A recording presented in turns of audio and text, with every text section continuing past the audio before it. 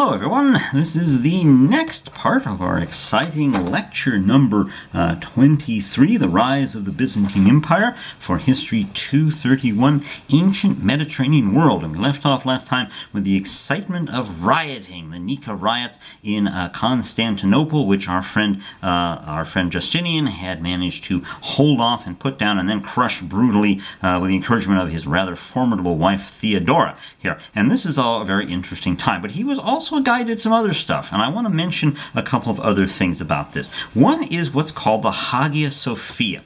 Now, the Hagia Sophia is in Constantinople, in what is today Istanbul today. I have been to it several times. It's one of those places you don't want to just visit once. You want to visit it several times because it is one of the most magnificent buildings ever. It is an incredible building. So if you ever get a chance to get to Istanbul, go there and see this amazing building. It was a church. The idea was a church, and here's the thing. What happened is the Nika riots damaged a lot of the public buildings in Constantinople, and so it was time to set about fixing them, repairing them, which gives you a chance to do some renovations and some original stuff too. And the centerpiece of this whole plan, remember, is going to be a church. Our friend Justinian had this idea that what I'm going to do is have a single standard, one kind of correct Christianity, no other types at all, and he's going to make a giant cathedral for this one type of Christianity, and that is the Hagia Sophia here. It is absolutely magnificent, amazing building, a gigantic dome held up by 4 massive pillars, joined by arches. It is an architectural wonder. It's one of the most brilliant buildings in the world, bar none. It's an amazing building here. And so this is going to be the center of his central religious reforms, this idea of this gigantic building, a gigantic church. And again, it's still there today. When the Muslims took over many years later, they turned it into a mosque, and now it's a museum, and you can go there, and I encourage you, please do go and see this. It is amazing, a sort of place here. So he's got all these plans he's doing, and he's an amazing guy.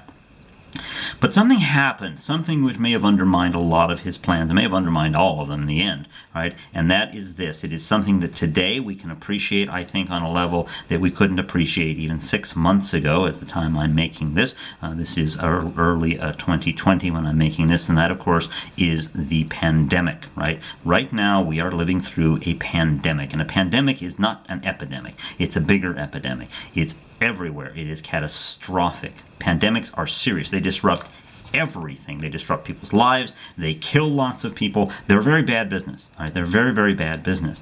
Human beings have been through many pandemics in their history. Some of them are more famous than others.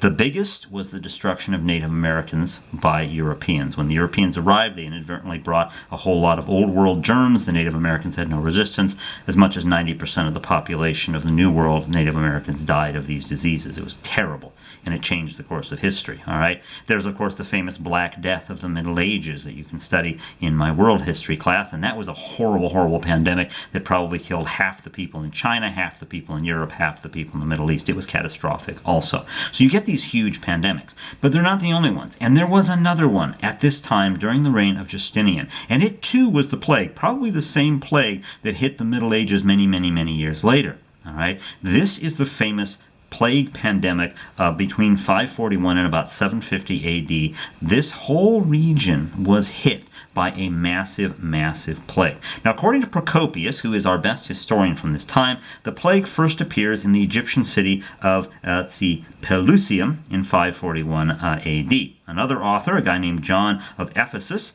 witnessed the spread of the disease through Palestine and Syria, and finally in 542, it reaches Constantinople. Now, keep this in mind. Cities are prime territory for disease outbreaks, prime territory for plagues. There's a reason New York City, with this current coronavirus outbreak, got hit so hard. It's because it's hugely cosmopolitan. Lots of people live there, lots of people to infect, and lots of movement of people. And this is why our leaders have shut down these big cities and say, you're going to stay home. You can't get out, because they know how this works. Well, this is what happens here. The plague gets to Constantinople, all right, and it's grim. We have reports from our friend John, and these reports say that some cities were entirely annihilated. Almost everyone in these certain cities were killed, died of this here. It hits Constantinople. Tens of thousands of people were killed. People were sickened. Even our friend Justinian got sick. He survives, all right? From here, it gets into the Mediterranean, which, of course, is a major trade nexus. It gets to Italy, gets into Gaul, gets to England, gets to Ireland. It's all over the place. All right? This is huge. It is the plague, all right? The bubonic plague. Now, what is the plague? Well, let me give you a little medical talk here. Here's how it works. The plague is caused by a bacteria, all right, called Yersinia pestis. And Yersinia pestis apparently diverged from its closest relative, another bacteria called Yersinia pseudotuberculosis, or something like that, about 20,000 years ago at the earliest. So it's a fairly new disease, and there are basically three forms, three ways this disease manifests. The most common is bubonic plague. And how does that spread? Well, fleas are carriers. They don't get sick. They're just carriers of this thing. And the fleas get on rats. They bite the rats. Now, the rats can get sick. This is a disease that hits mammals. So it goes from fleas to rats. All right? And here's what happens. Then it goes to people, because the rats will be living with the people, and the fleas will either fly directly from the rats to the people, or the rats will bite the people. But one way or another, it gets into people here. That's one way. That's the most common way. The second kind is pneumonic plague. Same germ, but it is spread through the air, and that makes it even more dangerous, all right? It's caused by coughing, spitting, this sort of thing. And, of course, the third kind, direct contact with blood. The third kind is almost uniformly fatal, all right? The second kind is usually fatal. The first kind is often fatal, all right? How lethal is this thing? How lethal is this thing? I'm going to tell you a story.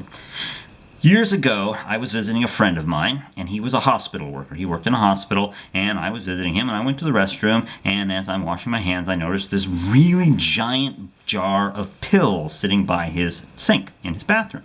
And I came out and I made a joke. I said, well, what are you, a druggie? What are all these pills? What's up with this? And he said, no. He said, I was at work in the hospital, and they brought a guy in who had pneumonic plague. They brought him through, locked the doors behind him, and they wouldn't let us leave until they gave everyone who was in that room a giant jar of antibiotics and said, keep taking these until you run out. And it was this big. I mean, this was a big jar. That's how dangerous this disease can be. Now, New Mexico, where I grew up, and this is where this story occurred, is one of the few places around where the plague is still out there. Fortunately, we have antibiotics. We can deal with the plague now. But the plague is a killer, and if you don't get help, you can and often will die of the plague. It is nothing to mess with. And they were serious with my friend, and they are serious in history about this thing. All right? Now, keep this in mind. We have antibiotics today. We have drugs we can treat the plague today. They didn't have that back then. They had nothing like this back then. So what does this mean? It means catastrophe. Things are bad with the coronavirus. There's no question about it. This is a terrible, terrible pandemic, and I want it over. I really do, and I think you all do as well. But keep in mind, the plague, that was catastrophic on levels we can hardly imagine, okay? Bodies literally would be lying in the streets rotting, all right? We're told of mass graves being dug in Constantinople. In Syria, all right, we see a drop in the number of burial inscriptions, all right? We see all sorts of problems because they just had too many people to bury. They couldn't give them all proper funerals. This was catastrophic. It was absolutely catastrophic. The other thing that diseases do, and this is something else we're likely to see with the coronavirus thing, is radical social changes come out of diseases. Diseases reshuffle the deck. One of the things that we are likely to see after the coronavirus pandemic is over is changes in labor practices. All right, changes in labor practices. We're likely to see really serious changes in the way the tax structures are. There's going to be a lot of changes, and we can't predict what they are right now. We can't predict what they are right now, but I guarantee you one thing. The world after this virus is going to be different. And the world after the plague was different back then, and it was different after the Black Death. The world is changed by these kinds of disease outbreaks, and that's an important lesson we can learn from history. All right? It is radically changed here. All right? The plague killed the Pope in these days. His replacement was a guy named Gregory the Great, who is one of the most important popes in history. This isn't a class on medieval history, but I wanted to mention our friend Gregory the Great here. He had a huge influence on the church, and without Gregory, the church would have gone in very different ways. So the plague influenced history in that way as well. And the implications are huge, and because it raises another interesting question. If you're really religious, you have to ask yourself, when there's a plague like this, when there's a disaster like this, why? Human beings ask why. Animals, including human beings, ask how. That's what brains do. Brains ask how do things work. Human beings are unique in the world in that we also ask why. And so we need why. We need answers of why. Why did this happen? Why did this catastrophe happen here? Well, this is a big question here. This is a really, really big question because it's going to affect things all over the place here. It causes changes in pay. It causes fewer workers, and therefore those workers can demand more money. All sorts of economic things are going to happen. All sorts of changes are going to happen here. And this goes on, again, for a while. The plague really weakens and dies out by about 750 AD. All right? So this lasted for quite a while, and it changes all sorts of things. And it probably was a major contributor to Justinian not being able to finish all his plans here. All right? In 540 AD, the Sasanian Persians, who are sitting next door, of course, to the Byzantines, launch a devastating attack on Antioch, and the city never really quite recovered from this here. All right, you start having problems. Thrace was ravaged by the Huns, the Bulgars, and the Slavs, and this caused all sorts of problems. Basically, what happens is this: Justinian's plan to recreate the Roman Empire is just not going to work. Not because not when all these things happen, because the plague hits, because all these other problems start to come up here. So finally, they have to fight with the Sasanians. They have to fight with all these other people. In 561, they signed a 50-year peace with the Sasanians. They managed to get Italy under control again, and so this seems to be holding together here. All right, holding together. But the fact of the matter is that it's not possible to recreate the Roman Empire. Justinian is a man with a plan, but not all plans are going to work. Not all plans can happen, and that's an important thing to keep in mind. After Justinian is gone, his successors realistically realize we can't do this. It's not going to work. And so the last gasp attempt to pull the empire, the Roman Empire, together is ultimately going to be a failure. But what a spectacular failure it was. It was quite something here, quite something.